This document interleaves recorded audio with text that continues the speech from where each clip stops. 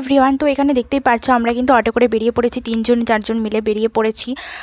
আমরা একটু ঘুরু করতে গেছিলাম, তো বড়দা আর বৌদি ফার্স্টে চলে গেছিলো, তো আমরা লাস্টে চলে আসলাম দাদার দোকানে, তারপরে ঢুকলাম ছোটদার দোকানে। তারপরে সেখানে একটু স্টেশনের পাশ দিয়ে ঘুরু করতে করতে করতে একটু ইয়াররিংস কিনছিলাম। তারপরে যেতে যেতে একটু অরুণ আইসক্রিমের কথা মনে পড়ছিল, তো আমরা 3জনে মিলে অরুণ আইসক্রিম 3জন ফ্লেভার নিয়ে নিলাম। তো ভালোই ছিল কিন্তু খেতে। তারপরে একটু হাঁটি পায়ে একটু রাজনন্দিনীর সামনে চলে আসলাম। আমরা ঢুকে পড়লাম রাজনন্দিনী রেস্টুরেন্টে। আমরা কিন্তু এখানে দেখতে পাচ্ছি পাশে কিন্তু বার ছিল, আমরা কিন্তু বারে ঢুকিনি, আমরা রেস্টুরেন্টে ঢুকেছিলাম। তো সেখানে দেখো সবাই কিন্তু এক এক করে চলে এসে আমরা সবাই কিন্তু বসে পড়েছি, আর এখানে একটু ফটোশ্যুট করছিলাম। তারপরে আমি একটু ঢং করছিলাম। তারপরে এখানে দেখো ফার্স্টে কিন্তু চিকেন স্যুপ ছিল, ওটা ভিডিও করতে ভুলে গেছি।